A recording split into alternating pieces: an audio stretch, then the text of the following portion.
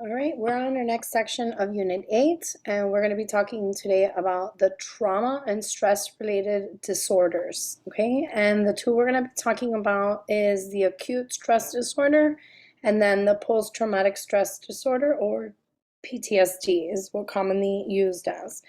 All right, so we're going to start with the first one, which is acute stress disorder.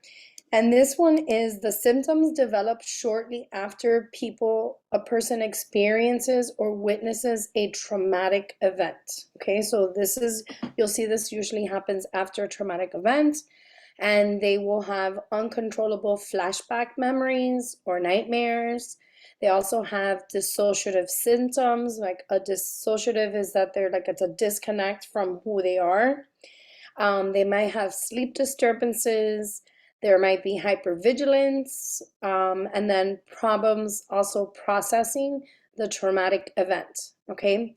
Now, typically, the trauma, is something that is typically violent. It could be sexually or physical assault, kidnapping, or a natural disaster. Okay, so just remember that acute stress disorder, and it's acute because it will last for a short amount of time, and it's typically after the traumatic event. Now, if the ASD, which is the acute stress disorder, lasts for longer than a month, okay, or they develop these symptoms 6 or more months after the traumatic event, then that will fall under the post-traumatic stress disorder, okay, or PTSD, for short.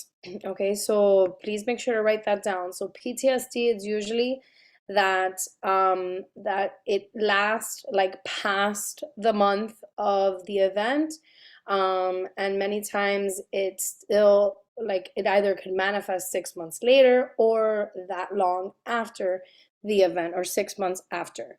Okay, now um, in adults, typically what happens is that they're re-experiencing the traumatic event through flashbacks or nightmares. Okay, and these memories and flashbacks or nightmares are as intense, like if they were in the actual traumatic event again. There can be environmental triggers. So many times, these environmental triggers will lead to psychological distress, but it could also lead to the person avoiding, right, those environmental triggers. They will also often avoid either an individual or an activity because it may trigger their flashbacks or memory of the event. There's also a cognitive distortion, right? That they distort their thinking. They may also have what's called like an avoidance mechanism of amnesia. So, like what Freud would say, they would repress that memory. Um, there's also irrational levels of distrust. They could also blame themselves for the event. They can be highly aggressive. They could be startled easily or trouble concentrating.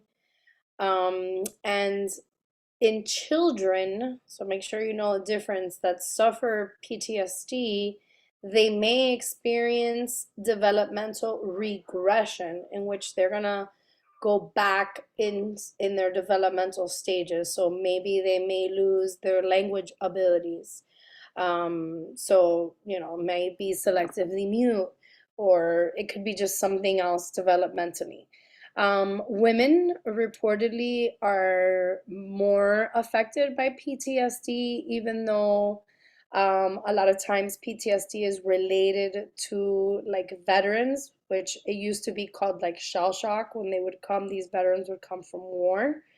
And it is in like from every, I don't have it here, but I have it in my other notes of how many people came from some of these wars, and like I think it's like 1 in every 10 they have PTSD, or 1 in every 5.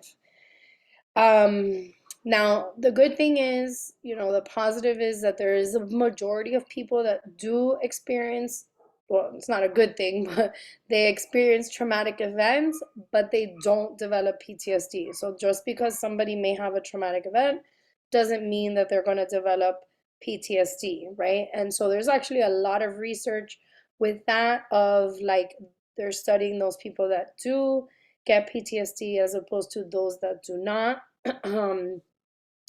um, and seeing what are like some of the characteristics in that, and like, you know, is there genetics, or is there like what they've learned is there's some genetics to it, as well as like some psychological predisposed in which that they tend to not deal with stressors more effectively, and like coping skills. um, and so that's pretty much it for this one. See, nice and short and sweet.